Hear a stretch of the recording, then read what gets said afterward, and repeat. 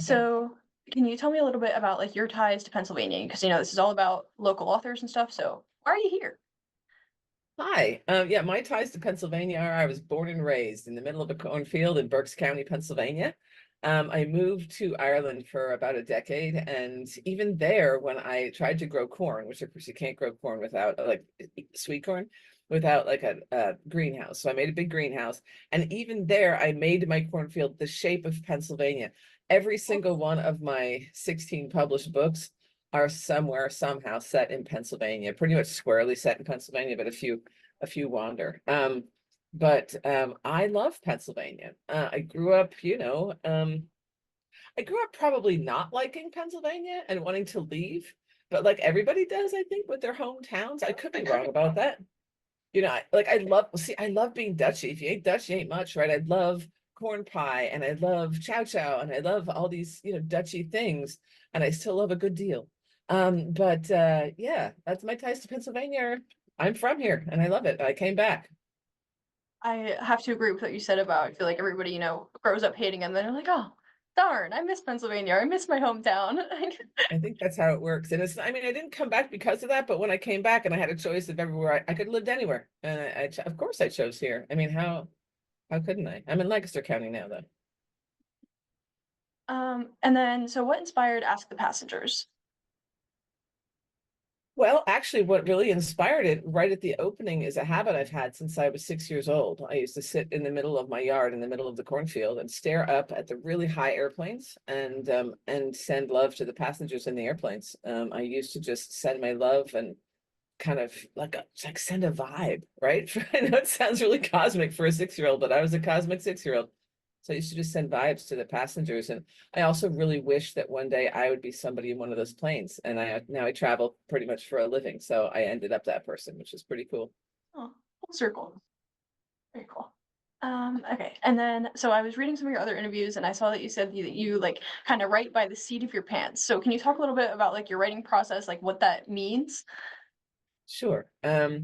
Well, it's funny. I'm doing a thesis on it right now, for my doctorate. In a way, my process is tied really strongly to the Surrealist method, which was invented in the 1920s. But I'm not going to get into that. I'll just say, basically, I go in and I let my unconscious write the story. And once usually I follow a character. So my unconscious comes up with a character. It's usually connected to a feeling, connected to an experience, connected to something about society. Let's say I don't really feel great about, or I want to explore, right? And then becomes personified, becomes a character. Then I get to follow the character, who of course is on the same journey as I am, which is to find out more, right, about this thing that I'm curious about, right? Curiosity is actually, I think, the most important human trait, altogether. If everybody's telling you how to think, be careful, because you're supposed to figure it out yourself. Anyway, and so really that's how it goes. Now, the difference between me and the early surrealists is that they'd be like, I'm done the minute they were done writing a first draft of something from their unconscious. That doesn't sell, and it doesn't work as a story, right? With a beginning, middle, and an end. So obviously revision is my best friend. I absolutely adore revision, and I get to really work on things, um, and figure out how all the pieces fit together, right? That's the thing. We're both the puzzle makers and the puzzle solvers. And that's how my writing works. And there's many of us who write like this. I'm not special in that way. So just out of curiosity then, like what percent, I guess, difference would you say between like your rough draft, your first sit down and write, and like the final product? Well, I mean, now that I'm not writing on computer on typewriters anymore, and we have computers, it's really hard to judge. But if I look, I'd say about half my first draft ends up on the floor, ends up on the cutting room floor, and is replaced with more, coherent bonds to other parts of the story. But usually, like, it's really funny, like my prologues, that first line, that first chunk, or those first chapters, they usually don't change much at all, because Interesting. that's what got me there, and it's the Yeah, same thing that gets the reader there. So character might not know their whole journey, but they know where they came from. Gosh that's darn it. it. Yeah, that's exactly it. Yeah, nicely said. Very cool. Okay. So then I also want to know, like, did you always want to be an author, or like what was your journey to becoming an author? Oh, my journey to becoming an author was long. Let's see. So I wanted to be, well, first I wanted to be a writer when I was in eighth grade because of this book right here. This book, which I may have taken from my high school library. This is a Paul Zindel book called Confessions of a Teenage Baboon. It's okay, they know I took it. I've been back to the school and apologized profusely, and also told them they can't have it back. I've carried it since 8th grade with me, and I've read it many times, and I lecture on it now. But 8th grade, this book really helped me see myself. And it's weird. If you read the book, you'd be like, well, how could you see yourself in that book? Writing's weird that way, right? And reading's weird that way, but we all see ourselves in what we read, or the songs we listen to, or whatever. There is a connection. That's the reason art is made. And so 8th grade lunch line, I'm standing there and I have a legal tablet, because I always have a legal tablet. And I wrote down that I wanted to write books that helped adults understand teenagers and help teenagers understand adults. I didn't realize until I was about 5 books into my publishing career that I had done that, which is wonderful. But I wrote my first novel at 24. I moved to Ireland and wrote my first novel there on a typewriter, and I got published at 40. So it took a while. There were about 500 rejection letters in there. And mostly, it was interesting. I'm known for writing very weird books, and surrealist books, or that kind of thing. I'm a little bit of a weirdo in that way. And that was mainly why I was getting rejected. That, and the work wasn't good enough, right? Like, honestly, it was a bit of both, but yeah, it took me a long time. But then once I got published, I've published pretty much a book every year since. So yeah. Congratulations. Hey, thanks. Yeah. It's been amazing. It's been amazing. Like, all I wanted to do was, I don't know, write stuff for other people to read and feel like Yeah. that, like I felt, because the feeling is so important to me, and emotions are really important. And then it turned out I ended up really getting good at it, which is really cool. Do you feel like when you write, like, you usually have a message that you're trying to get across, or is it more just that, like, latching onto that character, like you were saying? Yeah, I don't do message based. I mean, the messages come out anyway, right? And everybody has their own, right? I think some people ask me, like, what do you want readers to get out of this book? And I'll be like, whatever they need, because there's usually so much. My books are very layered. And it is what it is. Because of that revision, because of that process, there's so many different layers. So there's really never a message I want to go in with. I mean, with Ask the Passengers, I think I wanted to talk about love. And I wanted to focus specifically on just love, like, and that that who you love, does it really matter? What matters is that you love, and that you don't go around hating people, and to look at 2 different types of people and go, this person's really into love and this person's not, and look at how unhappy this person is, and look at how happy this person is, and just sort of put it right out there, but never give a message. My idea is really to leave the puzzle pieces for the reader to put them together. That's for me, that's everything. I like to trust my audience to have the intelligence, to have critical thinking skills, and stick their own story together. I feel like when reading too, like, you can read the same book, I don't know, 6 times and come up with a different message each time, depending on what you need, or, Well, whatever else. Kaylee, So just wait till you read some of your favorites from your 20s and your 50s. It's like, I've what? actually It's been a thinking whole about different that. world. It's great. It's I'm great excited. because, yeah, it's There's cool. Yeah, there's this one book that I feel like I found it when I needed to, it was called, I can't even remember now, but I literally, like, have it tucked away in a corner of my mind, like, "Oh, The Little Paris Bookshop." I'm like, "I'm gonna read this again in 10 years, and it's gonna change. I'm gonna read it again in 10 years, and it's gonna change." But, yeah, I'm excited. That's Yeah. just a little aside, but I'm already excited for that. Yeah, it's really cool. I mean, even just like I'm Kurt Vonnegut's my favorite author, and so I read like 1 or 2 of his books a year, just as I call it brain sorbet, just cleans my brain. But every time I read, really any of his books, it's just like, oh, I never noticed that before. There's always things I never noticed because I was different. I was, I didn't know of that yet. I didn't, like, now I'm older, so I know, some of the things he talks about, I don't know. It's pretty Where cool. things are important to you. Yeah, exactly. You change. Yeah.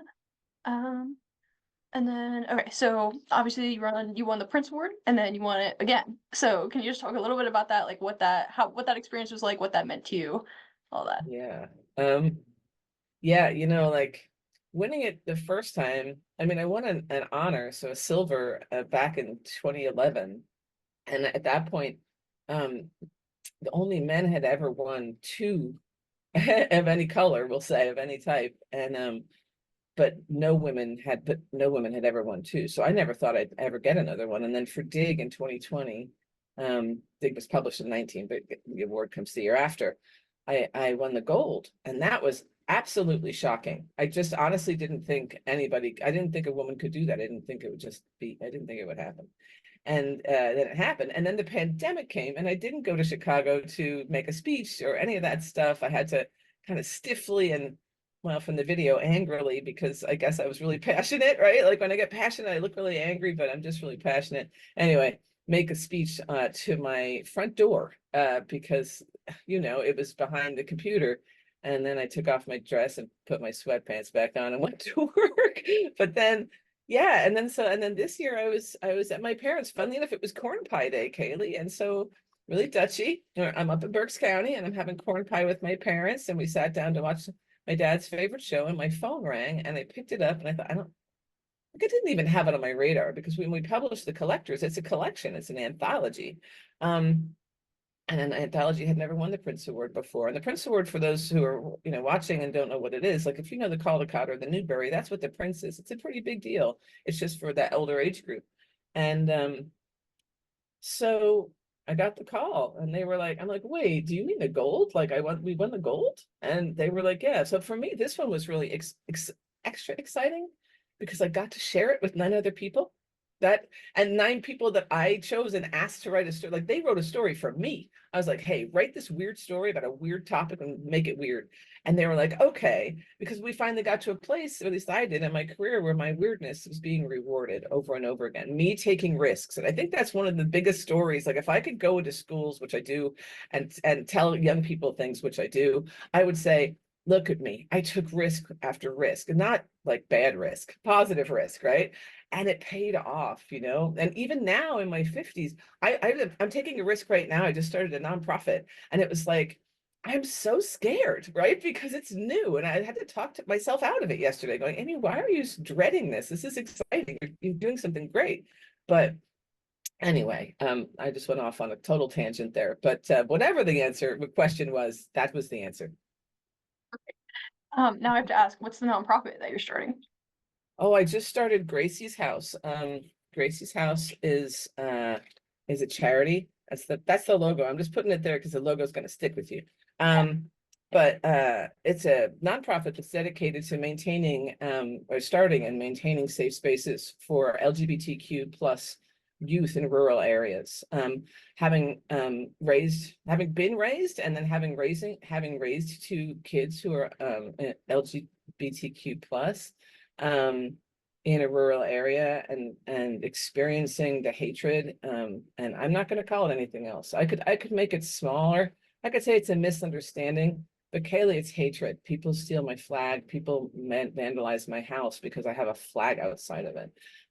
It is a really tough time to be living, because we have a lot of stuff on the TV saying lies about the community, but the people that are really hurting are the youth, because they're who they are, and they need to be accepted and loved. And so having safe spaces and communities is really important to me. So that's what we're going to do. And we're going to we're starting a summer camp, which is like my dream from 37 years ago, to run a summer camp. But this is specifically for, for kids who can't really go to regular summer camp because they don't really fit into the binary cabin structure. We'll put it that way. So, and I used to be a camp counselor. This is going to be so much fun. But there's lots of different opportunities. And if anybody feels like donating to that cause, go and find Gracie's House. It's out there. It's pretty easy to find. Very exciting. Congratulations. Thanks for asking. Thanks. Yeah. I'm scared, but I'm excited. You're going to do it. It's okay. More risks. Good. Good for the soul. And then I think this is my last question. Then if you want to add anything, feel free. But do you have any advice for aspiring writers? Oh, I always have advice for aspiring writers. My biggest, okay, this is what I say to young people. And honestly, it holds for everybody, to be quite fair. It holds for every age group. So if you want to be a writer, first of all, be realistic. Okay. This actually isn't part of the 3 things. Okay. Basically, be realistic. You're not going to make millions of dollars. You might. It's a very small portion of us make lots and lots of money. Usually you have to have a job, and you have to make money elsewhere to be able to be a writer. So you have to keep that in mind. But these are the 3 things: read a lot, right? And read widely, read things you wouldn't usually read. Even if you hate them, then you can figure out why you hate them, and then you won't do the things that you dislike. Write a lot, which is just practice, practice, practice. I played basketball. I also played the cello. Listen, when I first picked up a cello, it sounded terrible. When I picked up a basketball, I didn't put it in the hoop. You have to keep missing the hoop till you put it in the hoop. So you got to play, right? And you got to have fun. You try, have fun, right? What comes to you. And then the third one is the one people usually look at me funny for, but I say volunteer. Volunteer for your community. There's a reason. When you're volunteering, no matter what you volunteer in, you're never going to meet the people that you're volunteering with or for anywhere else. You're never going to meet that group of people anywhere else. So I have volunteered throughout my life in so many different things. I've worked with many survivors of many things. And because I'm here, and I still do. And it's just sort of well, I mean, give back to your community, which is almost a side effect. I'm telling you to do it selfishly for yourself, for the experience, to be able to meet people that are like-minded and different as well to you. And once you meet more people who are on the struggle and who are different to you, the more empathetic you become. And a writer is technically an empathy machine. That's what we do with our words. We try and get other people to understand people different to them inside of the book. And that is the goal for me. So the more people you meet that you didn't understand 10 years ago, the better writer you're going to be. I have Travel. heard Yeah, sorry. Travel also helps. Travel Yeah. also helps with that. My apologies. Didn't mean to interrupt, but that also helps. Living other places for longer than a week. You know what I mean? Very cool. Okay, I've never heard the volunteer or travel advice before, so that's really interesting. Like, it makes total sense, just never ever thought of it. Yeah. Very I cool. mean, otherwise you really are just isolated in your office, right? Which I am most of the time. Like, that's the other thing. If you want to be a writer, be prepared. You're going to be alone in your office a lot, Oh, right? right. But then you're going to be asked to go and speak to like 5,000 people. So you have to be this weird introverted, extroverted. I don't know how to explain this life. It's very strange, but it's also really fulfilling. It's wonderful because for someone like me, sometimes people will ask writers for youth, oh, when are you going to write a real book or whatever? I'm lucky, like the New York Times calls my books crossover books, and they are. My books are really for adults as well. But for me, the idea of being able to talk to young people in their schools and talk to them about empathy and talk to them about having empathy for themselves and talking not so much about mental health. I don't go in and say, hi, I'm going to talk to you about mental health, but I talk about my journey and I talk about where I struggled and things like this so that they feel seen. I want to validate them because honestly, in our culture, we have been trained to bully teenagers. We've been trained to put them down what they like, put down what they wear, how they do their hair, the music, everything, and just make them feel kind of small. And it's sort of how we've been trained. I mean, you say to somebody, oh, my 9-year-old did this. They're like, oh, just wait till you have teenagers. It's just constantly about teenagers. And honestly, they're the smart. They can do algebra. Who else can do trigonometry at this point? Who else? Honestly, I want to hang out with the portion of the population who knows how to do proper math. I want to be with people who are thinking and curious. And so often we see growing up as closing your mind and being solid. And this is just the one thing you have. And I've never really done that. I keep changing and I feel like it keeps me young and I keep my mind open, keeps me young. But then I get to hang out with young people and they teach me a lot. I learn a lot from young people. I'd say I learn more from them than they learn from me. A really good mindset to have. Very open. Yeah. Oh, absolutely. It's hard in this world because there's plenty of, like I said, there's a lot of stuff now that's out there in the world that's just very solid, just very, very strict. This is how you should think. This is how I feel. And it's just sort of like, instead of having statements, why don't we have more questions? And that's what a writer is, right? That's every single book I have. I'm looking at the whole library here. Every single one of them was born from a question. And in the end, sometimes the answer isn't what I expected. And do you have any more questions? Do you have any like future works in mind? Like, you don't have to give me any details, but just generally. Yeah, I mean, I have a book coming out in September. It's called Pick the Lock. It looks like this. And it comes out September 24th. We're having the launch in Lidditz, and it's going to be fun. And then I have other middle grade books coming out as well for younger readers. And really at this point, outside of the thesis and the nonprofit, I'm juggling a lot, Kaylee. I'm juggling a lot, but yeah, I'm looking forward to summer. I have 2 books I want to read this summer. One's a Vonnegut reread, and another one is, I can't remember the title, but it's down on the shelf, and I'm dying to read it. So that's for me. If I can read 2 books this summer that aren't to do with a degree or work or a review, I'm on a winner. Goals. It's always good to have goals, right? Absolutely. And is there just anything else that you wanted to add? Whatever. I just want to thank you. There you go. I just want to thank you for picking this book for the book club. I think it's an important book to read. And I think it's one of those books. It's kind of a feel-good book. And it might be familiar because, you know, that's the one thing about setting things in Pennsylvania. There's certain things that will feel kind of familiar, I think, to readers, honestly, all over the country, but I feel like Pennsylvanians get it even more.